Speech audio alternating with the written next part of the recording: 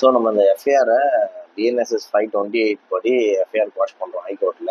அது நம்ம என்னன்னா எஃப்ஐஆர் ஸ்டேஜ்லேயே குவாஷ் பண்ணுறது நமக்கு ரொம்ப ஈஸி. நம்ம ஒன்ஸ் சார்ஜ் ஷீட் ஃபைல் பண்ணிட்டாங்க கொண்டுட்டாங்க அப்படின்னாக்கா நமக்கு வந்து கொஞ்சம் கடினமாக இருக்கும். அது கிராஸ் எக்ஸாமினேஷன் ஏற்றதுக்கு முன்னாடி நம்ம அங்கே போகணும். அது சார்ஜ் ஷீட்டையும் சேர்த்து வாஷ் பண்ணணும்.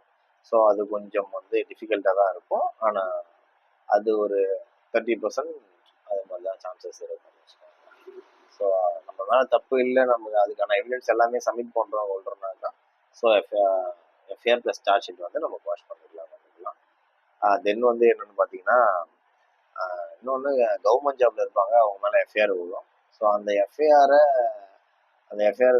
போட்டாங்க கொண்டாங்கனாக்கா அவங்க நம்ம கவர்மெண்ட் ஜாப்லேருந்து அவங்க நீக்கிறதுக்கான வாய்ப்பு இருக்குது. அப்படி நீக்கிட்டாங்கன்னா நம்ம ஆர்டிகல் 226 பயன்படுத்தி நம்ம ரிட்டு ஃபைல் பண்ணி இதை மாதிரி அவங்கள வேலையில் அமர்த்துறபடி பண்ணிக்கலாம்.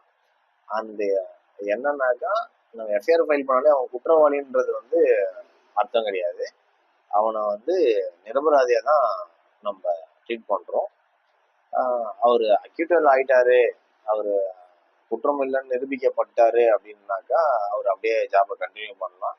சப்போஸ் அவர் வந்து கன்விக்ஷன் ஆயிட்டாரு அப்படின்னாக்கா, அதாவது குற்றம் சுமத்தப்பட்டாரு அப்படின்னாக்கா அவர் நம்ம ஹைகோர்ட்டு போகிற மாதிரி இருக்கும்.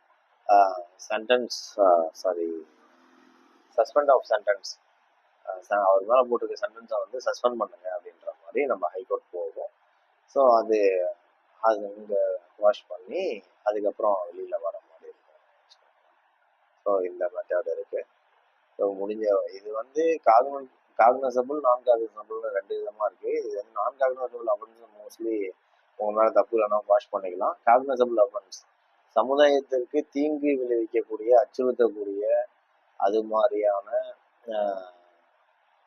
விஷயத்துக்கு எஃப்ஐஆர் நம்ம வாஷ் பண்ணுறது ரொம்ப கஷ்டம், வாஷ் பண்ண முடியாது சொல்லலாம். சரிங்களா?